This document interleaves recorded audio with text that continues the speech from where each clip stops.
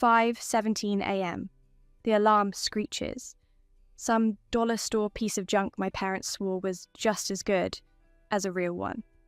I'd know because I'd spent the night before fixing it with duct tape after it mysteriously broke. Again. My fingers were still stiff from scrubbing the kitchen floors the night before, but no sleeping in.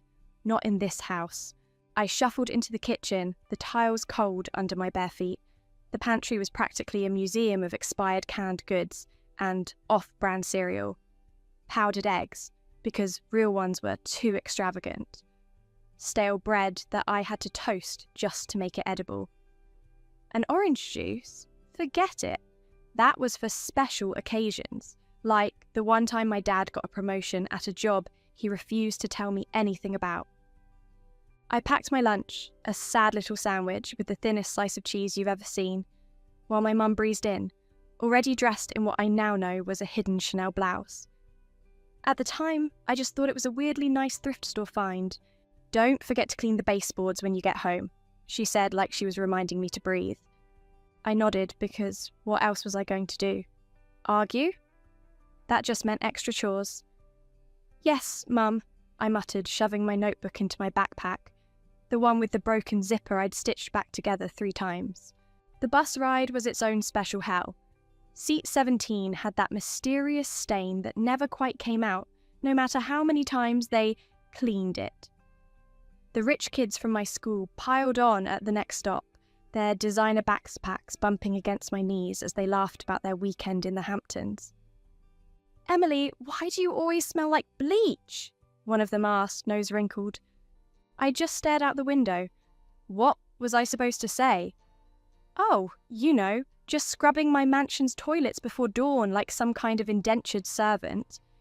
School was my only escape, and even that was a joke. Teachers gave me those looks, the kind that said "poor thing" without them actually having to say it. I aced every test, not because I was a genius, but because what else was I going to do? Go home and enjoy my luxurious free time? After school, it was straight to Grind and Go Cafe, where I served overpriced coffee to kids who'd never worked a day in their lives. My manager, Dave, kept me on the register because I was reliable. Translation, I never called in sick, even when I probably should have. And then there was the tipping incident. Some guy in a suit left me a $100 bill, actual cash, and my hands shook just holding it.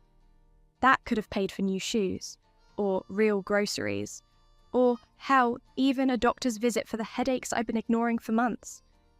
But then my dad appeared, like he'd been lurking outside the whole time, and snatched it right out of my hand.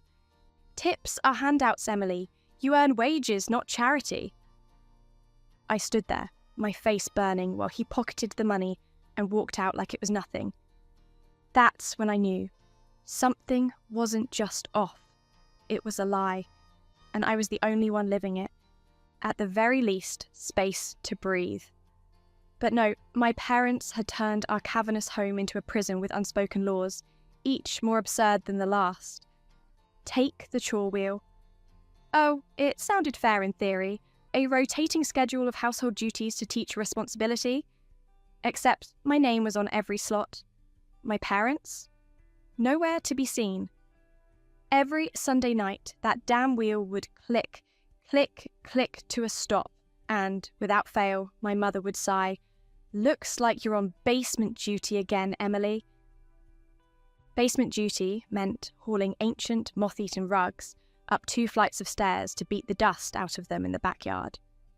I'd cough through clouds of grime while my dad worked in his study, a room I wasn't allowed to enter, not even to vacuum. One day, I peeked through the keyhole and saw him feet up on the desk, scrolling through stocks on a gold-plated tablet. But the real kicker, the hand-washing only rule. No dishwasher, not for delicate items. And somehow, everything was delicate. Crystal glasses that hadn't been used in decades. China plates with faded crests I later learned were family heirlooms. And the curtains. God, the curtains. Acres of heavy silk that took me hours to wash in the bathtub, my arms shaking from the weight. It builds patience, my mother said, inspecting my work with white gloves like some 19th century housekeeper. A single water spot meant starting over. I tried to rebel once, stuffed a load of towels into the rusty old washing machine in the basement. The second it groaned to life, my father appeared like a spectre, yanking the plug from the wall. "Machines make you lazy," he said, tossing me a washboard. A washboard, in 2018. Then there were the disappearing luxuries. I'd catch glimpses of them, just flashes before they vanished. A silver tray of imported chocolates on my mother's nightstand. Gone the next morning. The scent of my father's cologne, something expensive and spicy, lingering in the hallway after he'd gone to the office in his 20-year-old Honda. Once, I found a receipt for a $500 steak dinner crumpled in the trash. The date? My birthday. The night they'd served me boxed mac and cheese because celebrations are frivolous. The worst was the no outside help policy. No maids, no landscapers, no repairmen. When the furnace died in January, I spent a week sleeping in 3 layers of clothes while my parents looked into it. Then I spotted my mother's spa receipt. Thermal suite package, $300, tucked in her purse. I stopped asking questions after that because the rules weren't just about saving money or teaching lessons. They were a game, and I was the only one who didn't know the rules. I remember the exact moment my bones decided they'd had enough. It was a Thursday. Not that days mattered much when everyone blurred into the same cycle of school, work, and scrubbing floors on my hands and knees. The cafe reeked of burnt espresso and the boss's cheap cologne as I fumbled with the milk steamer. My fingers wouldn't cooperate, trembling like they'd forgotten how to be fingers. The machine screeched, too hot, too loud, and suddenly the tile floor was rushing up to meet me. The last thing I heard before the world went black was some finance bro yelling, "Whoa, drama queen much?" Waking up in the hospital was like surfacing from deep water. Everything came in fragments. The 2 bright lights, the beeping machines, the IV needle taped to my arm. A doctor with tired eyes was saying words like severe iron deficiency and organ damage, while my parents hovered in the corner like strangers. My mother's hands fluttered uselessly, her manicure catching the light. "We had no idea," she kept saying, like that was supposed to mean something. The truth came in whispers when they thought I was asleep. This was never supposed to happen. My father's voice, low and frantic. The trust fund stipulates she has to. "Not here," my mother's sharp interruption. A chair scraped as she stood, her shadow falling across my face. I kept my breathing even, my eyes shut, as her perfume, something floral and expensive, washed over me. The nurse came in later with paperwork. "Your insurance lapsed," she said, not unkindly. "We'll need payment arrangements." I stared at the numbers swimming on the page. $5,000, more than I'd ever held in my life. My father took the clipboard without looking at me. "We'll handle it." But here's what they didn't know. Somewhere between the ambulance ride and the ER, something in me had broken open. Not in the way they expected. No tears, no begging, just cold, clear understanding. This wasn't an accident. This was policy. And as the morphine drip blurred the edges of the room, I made a silent promise to the fluorescent lights above me. If they wanted to see how strong I could be, fine, I'd show them strong. The antiseptic smell, the too thin blankets, the way time stretches thin between nurse visits, it all conspires to make liars uncomfortable. My parents sat stiffly in the plastic chairs beside my bed, their designer clothes looking absurd against the stained vinyl. They'd brought flowers. Grocery store carnations wrapped in cellophane, the kind you buy when you've been caught. The heart monitor beeped a steady rhythm as the silence thickened. My father cleared his throat, that sound he made before delivering bad news or empty promises. "Emily," he began, then stopped. His Rolex glinted under the fluorescent lights as he adjusted his cufflink. a nervous tell I'd seen 1,000 times in parent-teacher conferences. My mother reached for my hand. I let her take it, noting how soft her skin was compared to my calluses. "We need to explain something," she said. The truth came out in jagged pieces. They were rich. Not comfortable, not well off, obscenely rich. That crumbling mansion, a deliberate facade, the thrift store clothes, a performance. Every skipped meal, every humiliating bus ride, every night I'd gone to bed hungry, all part of their grand experiment in character building. "We wanted you to appreciate the value of hard work," my father said, as if this justified the anemia, the hospital bills, the years of feeling invisible. I stared at the water stain on the ceiling, counting the cracks radiating from its centre. So, this was all some lesson? My voice sounded foreign to me, flat, drained of anything resembling emotion. My mother squeezed my fingers too tight. "You have to understand." "No," I pulled my hand away. "You don't get to say that." The monitor beeped faster as the nurse walked in with a clipboard. "Payment plan paperwork," she said cheerfully, oblivious to the nuclear bomb that had just detonated in the room. My father signed without reading, his signature an angry slash across the page. When the door clicked shut behind her, I asked the only question that mattered. "Were you ever going to tell me?" My parents exchanged a glance, that silent conversation married people have where entire arguments pass in microseconds. My mother's lips trembled. "When you turned 18, when you'd proven yourself." A laugh clawed its way up my throat, bitter and broken. "Proven what? That I could survive you?" The heart monitor shrieked as I sat up too fast, IV line pulling taut. A nurse came running, shooing my parents into the hallway with a sharp, "She needs rest."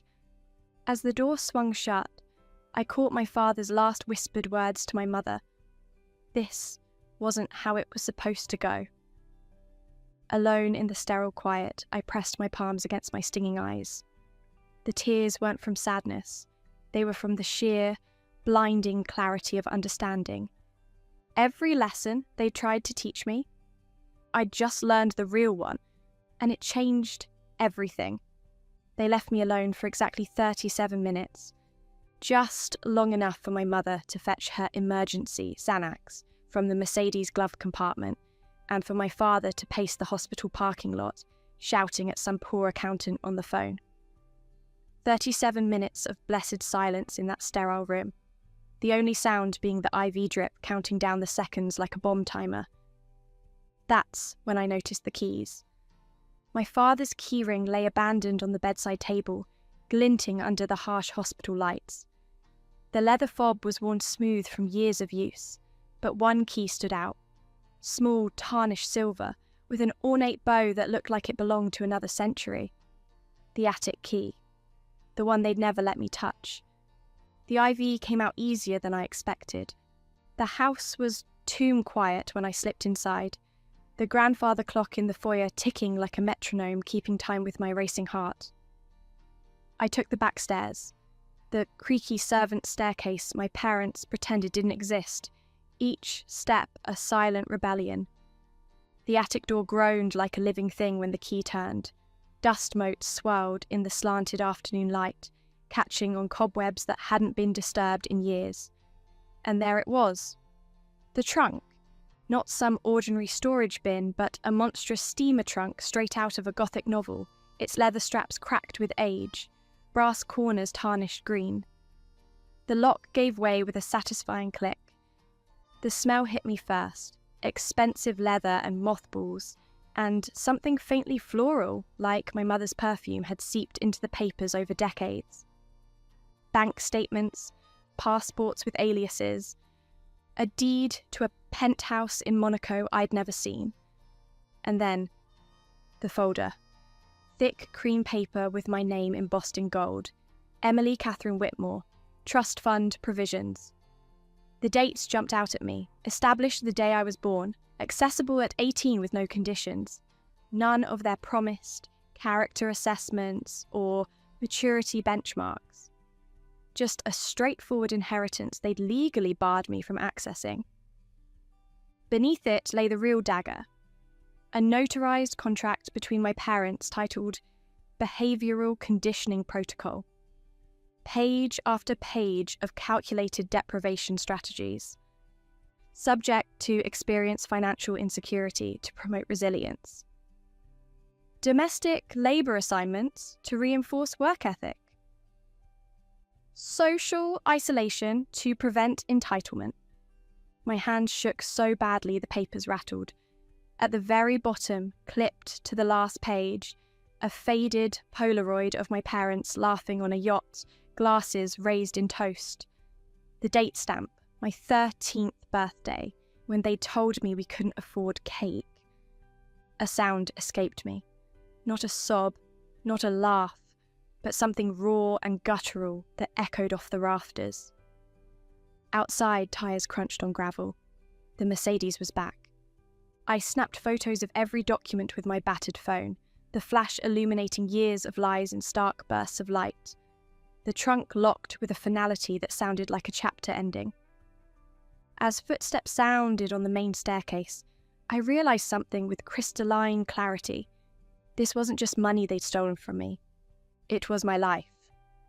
And I was going to take it all back. I practiced my smile in the bathroom mirror, the one with the hairline crack running through it like a fault line. Lips curved just enough to suggest relief. Eyes softened with manufactured understanding. Not too eager, that would raise suspicion. Not too stiff, that might suggest lingering resentment. The perfect balance of a daughter ready to absolve her parents.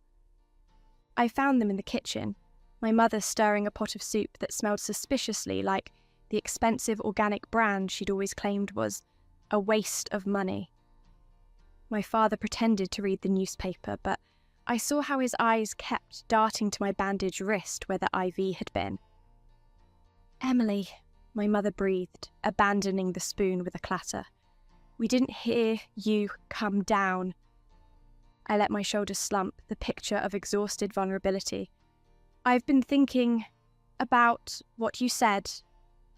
The silence that followed was so complete, I could hear the grandfather clock ticking 3 rooms away. My father folded his newspaper with exaggerated care. And a deep breath, a calculated pause. Then, the masterpiece. I crossed the room in 3 strides and wrapped my arms around him, burying my face in his shoulder like I had as a child. His body went rigid with shock. "I get it now," I murmured against his jacket, inhaling the scent of his ridiculous $300 cologne. "You were trying to protect me." Over his shoulder, I saw my mother's hand fly to her mouth. Tears. Guilt? Relief? It didn't matter. The hook was set. My father's arms came up awkwardly to pat my back. That's exactly right, pumpkin." The childhood nickname tasted like ash in the air between us. I pulled away, making sure my eyes shone with just the right sheen of unshed tears.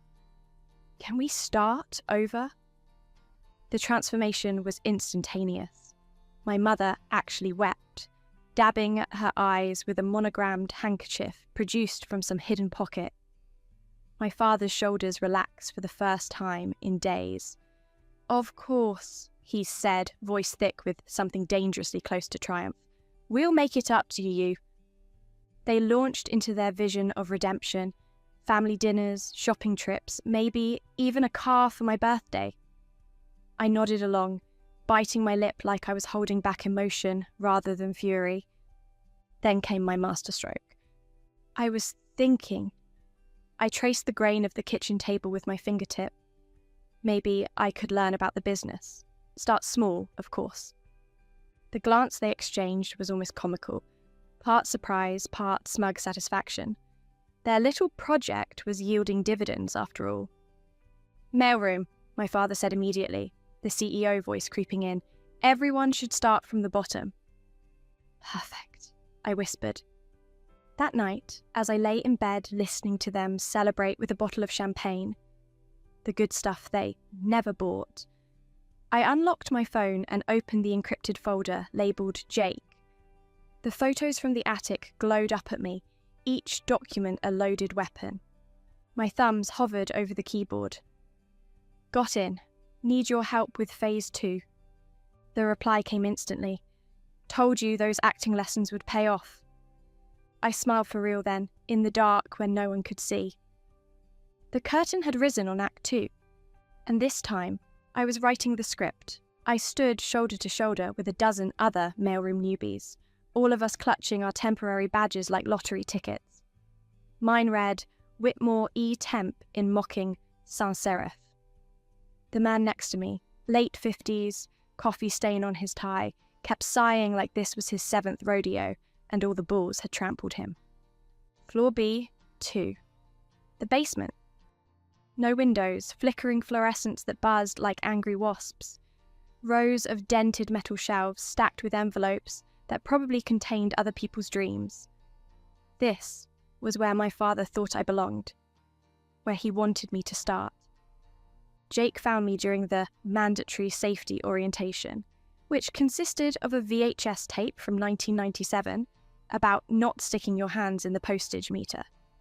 He slid into the folding chair beside me, smelling like energy drinks and conspiracy theories. You're shorter in person, he muttered, not looking at me. On screen, a man in outdated glasses demonstrated how to avoid paper cuts. And you're exactly how I pictured you, I whispered back, right down to the hacker hoodie. Jake was its problem child, the guy they kept around because he understood systems no one else could, but constantly threatened to fire because he refused to wear shoes with laces. We'd met in an online forum for whistleblowers 6 months earlier. Now here he was, my unlikely ally, tapping away on a tablet that definitely wasn't company issued. Your dad's got 3 firewalls between us and the financial servers, he murmured as the video droned on about proper lifting techniques. Good news? The mailroom has physical access to every department. The screen cut to a graphic of a smiling cartoon mail clerk. Remember, you're the glue that holds this company together. Jake snorted. More like the duct tape. They gave me a cart. A cart. One squeaky-wheeled monstrosity that listed stubbornly to the left no matter how you loaded it. My route took me through every department, accounting with their pinched faces, legal with their expensive watches, executive with their glass-walled offices and hushed conversations that stopped when I entered. I learned to knock exactly twice before entering, to keep my eyes down, to be invisible. The perfect little worker bee. Day 3, I found my father's assistant crying in the supply closet. Mr. Whitmore needs these resequenced by noon, she sniffed, thrusting a stack of files at me. Her manicure was chipped, her blouse wrinkled. And don't tell anyone you saw me like this. The files were financial audits, the kind that never saw daylight. I delivered them to my father's office personally. He didn't look up from his phone. Just set them there. The nameplate on his desk gleamed. Richard Whitmore III, CEO. 3 generations of wealth and privilege, and he'd made me sort junk mail. That night, Jake and I sat in his car in the parking garage, scrolling through photos I'd taken of those audit files. Bingo, Jake whispered, zooming in on a line item. That's not just creative accounting. That's felony-level fraud. The numbers blurred before my eyes. Offshore accounts, shell companies, millions siphoned from employee pensions. Outside, rain began pattering against the concrete. Somewhere above us, my father was probably enjoying his after-dinner scotch, secure in the belief that his lesson was being learned. I traced the incriminating numbers with my finger. Lesson was being learned, all right. Just not the one he expected. My mother had picked it out, of course. Burgundy is more sophisticated than red, she'd murmured, fastening the pearls around my neck. Real pearls, not the plastic ones she'd let me wear to junior prom. The kind of jewellery that said, look, but don't touch in a language rich people understood instinctively. The Whitmore Foundation annual charity ball. The social event of the season, where my parents' circle of philanthropists and predators gathered to out-donate each other. This year's cause? Youth resilience programs. The irony tasted better than the $2,000 a plate dinner. "You clean up nicely," my father said, adjusting his cufflinks in the foyer mirror. His reflection smirked at mine. Who knew our little mailroom grunt could look like this? I smoothed the silk over my hips, letting the backless design show off the scars from years of hauling garbage bags to the curb. "Guess I'm full of surprises." The ballroom was a sea of champagne and caviar smiles. Crystal chandeliers dripped light onto marble floors polished to a mirror shine. I recognized senators, CEOs, even a celebrity chef, all here to bask in my parents' generosity while tax write-offs changed hands. Jake was already inside, posing as a waiter in a tux 2 sizes too big. We'd rehearsed this moment for weeks. His tray of canapés bobbed toward me as he murmured, "Press corps is in position. Servers have earpieces. Your mic is live." My mother materialized at my elbow, her grip vice-tight. "The Davenports are dying to meet you," she trilled, steering me toward a couple who looked like they'd been pickled in Botox and privilege. I played my part perfectly. The prodigal daughter returned, humbled by her time among the common folk. I laughed at unfunny jokes, nodded at condescending advice, and sipped mineral water while everyone else got sloshed on Dom Perignon. At precisely 9:17 p.m, right after the silent auction closed but before the charity speech, I excused myself to the ladies' room. The stall door locked with a satisfying click. From my clutch, I pulled the burner phone Jake had smuggled me yesterday. One text, "Go time." When I re-entered the ballroom, my father was ascending the podium to thunderous applause. The massive screens flanking the stage displayed the foundation's logo, a golden tree with roots shaped like dollar signs. "Proud to announce this year's initiative," he boomed, "providing $1 million to underprivileged." The screens flickered, then changed. Suddenly, everyone was staring at scanned documents from the attic, the trust fund papers, the behavioural contract, the offshore account numbers. The room inhaled as one when my 13th birthday Polaroid appeared, my parents' yacht party frozen in damning Technicolor. Chaos erupted. Reporters lunged for their recorders. Socialites gasped behind jewelled hands. My father's face purpled as he screamed at text to kill the feed. That's when the New York Times reporter shouldered through the crowd, microphone thrust forward. "Mr. Whitmore, can you explain why you've been diverting charity funds to Cayman Islands accounts?" I watched from the shadows near the exit, the champagne flute in my hand untouched. My mother spotted me first. Her eyes, wide with dawning horror, locked onto mine across the room. I raised my glass in a silent toast. The microphone feedback screeched as my father sputtered, "This is clearly some sort of sophisticated hack." Jake's voice crackled through every speaker in the building.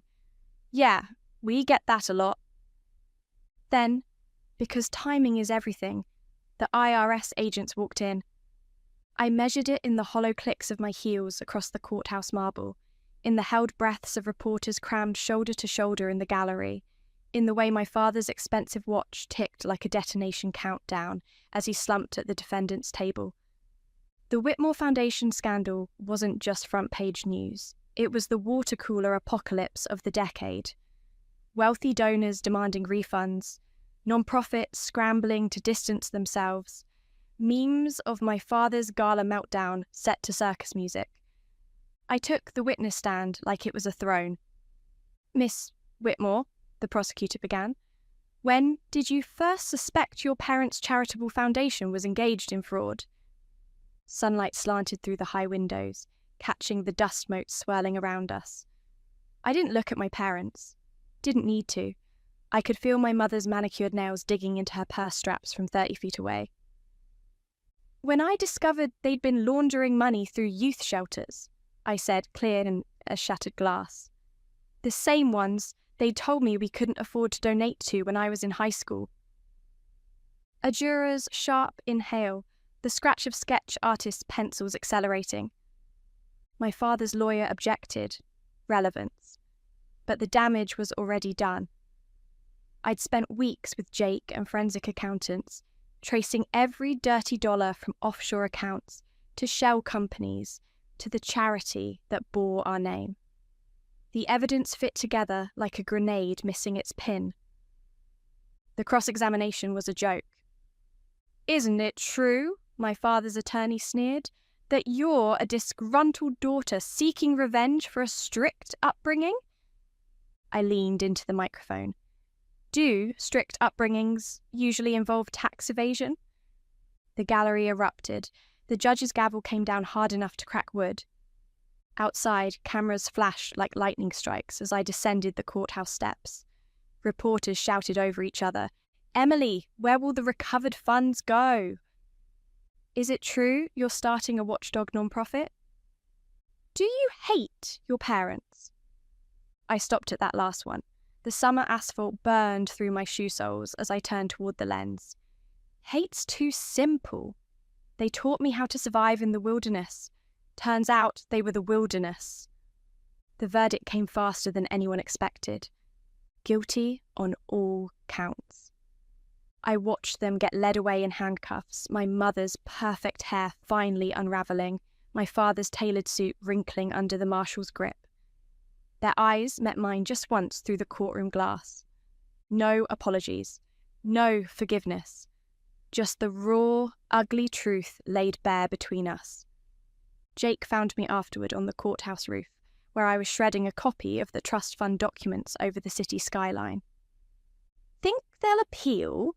he asked, catching a drifting scrap of paper. Wind whipped my hair across my face as I smiled. "With what money?" The last page slipped from my fingers, fluttering down 23 stories toward the reporters still clamoring below.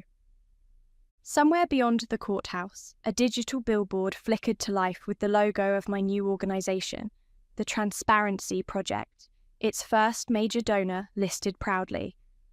The seized assets of Richard and Victoria Whitmore.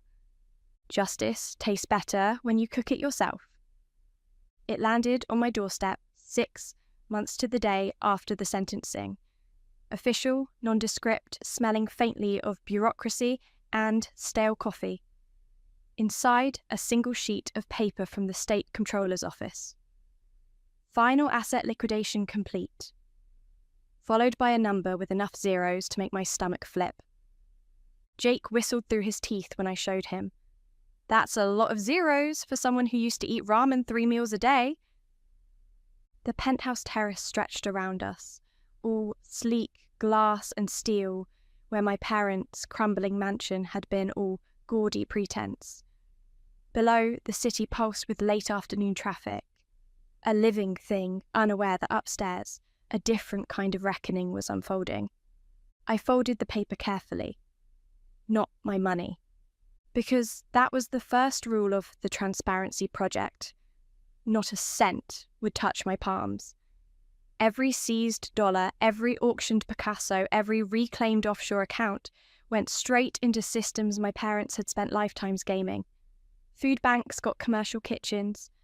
Homeless shelters received proper beds. And the kids? The kids got scholarships with no strings, no secret behavioural contracts, no soul-crushing tests of worthiness. My phone buzzed with the weekly alert. Another batch of applications approved. I imagined my parents in their respective prison libraries, reading about it in the newspapers I made sure were delivered to them.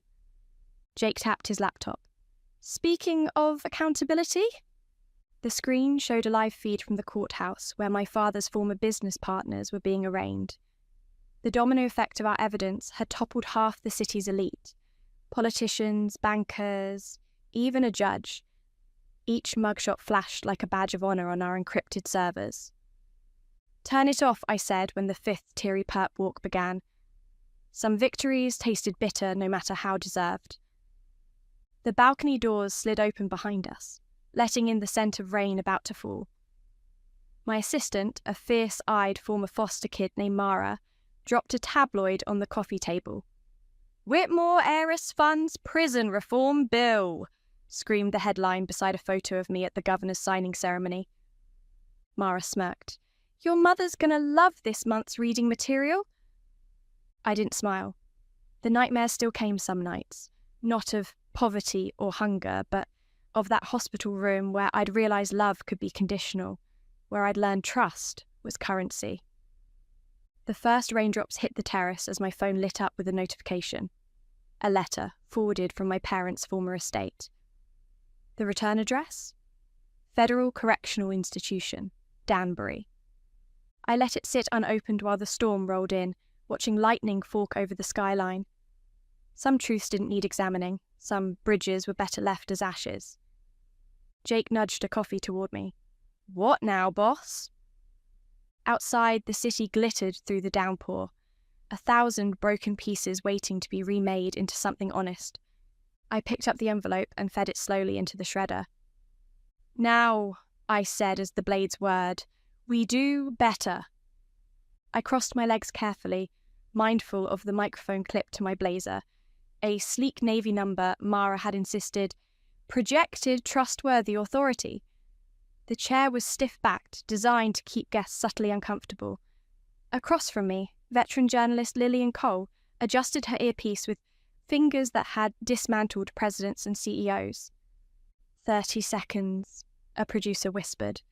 Outside the soundstage, through the thick glass of the control booth, I could see Jake giving me 2 thumbs up while shoving a donut in his mouth. The normalcy of it steadied me. Lillian didn't waste time. "Emily Whitmore, you've been called many things. Whistleblower, avenging angel, traitor to your class. How do you define yourself?" The camera's red eye blinked. I imagined my parents in some prison common room, forced to watch this on the single-mounted TV.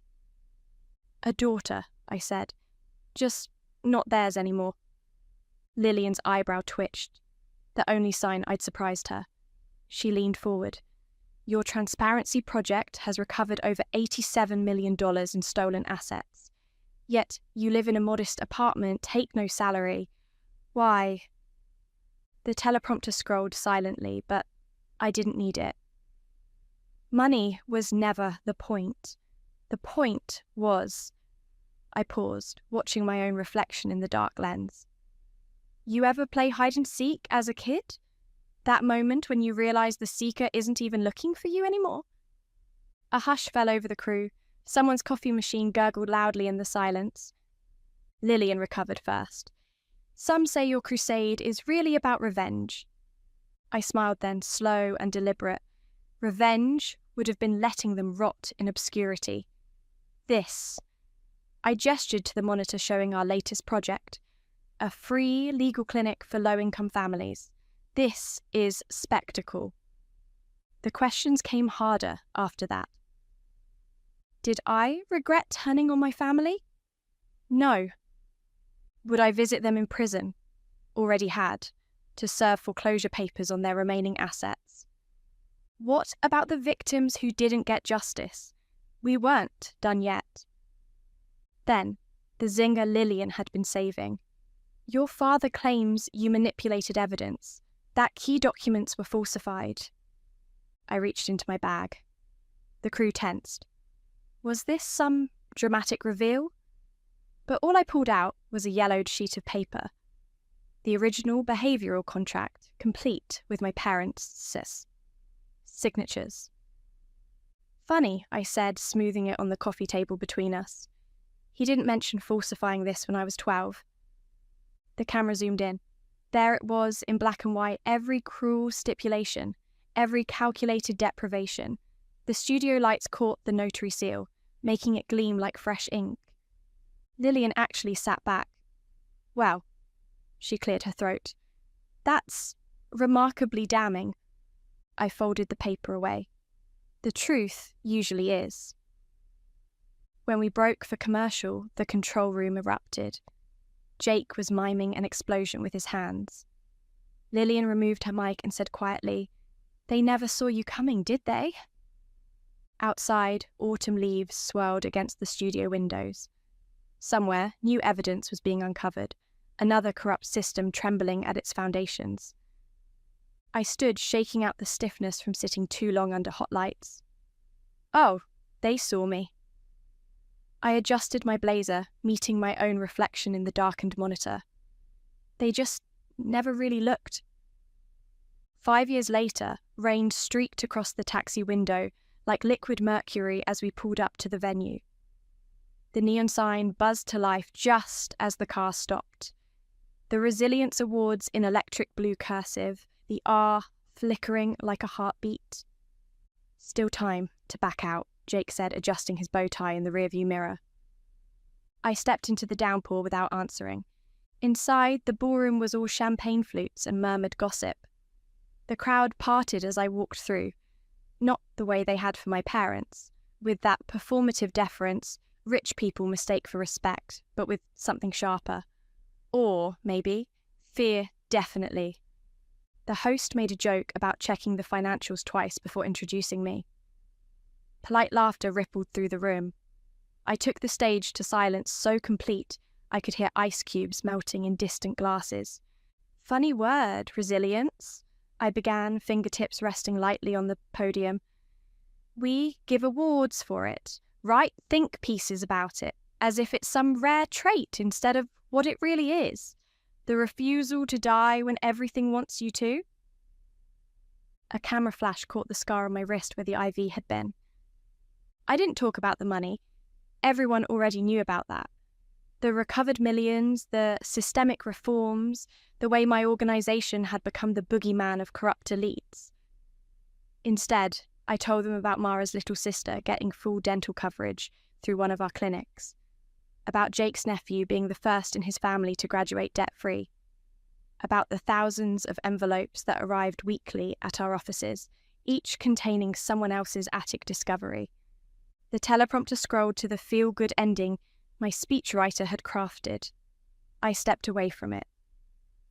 People ask if I've forgiven my parents? The room tensed. But forgiveness requires remorse. What I've found is infinitely more useful. I reached into my jacket pocket. The rustle of paper carried through the sound system as I unfolded the latest letter from my father, the one demanding I stop humiliating the family name. I held it up to the light, revealing the watermark of the federal penitentiary. Turns out, the best revenge isn't wealth or fame or even justice. The paper tore cleanly down the middle. It's living so thoroughly beyond their reach, you forget they ever mattered.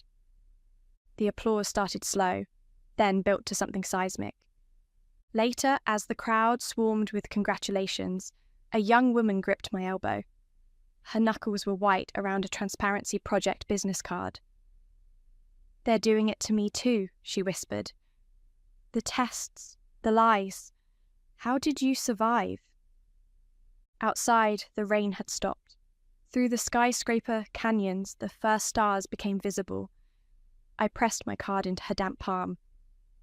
"You don't survive," I said. "You outgrow." The town car idled at the curb, but I walked. Let them watch, let them wonder. The girl with the thrift store shoes had become a woman who rewrote rules, and New York glittered at her feet like a kingdom finally worth the crown. Somewhere in the night, a flickering neon R winked out for good. No one noticed but me.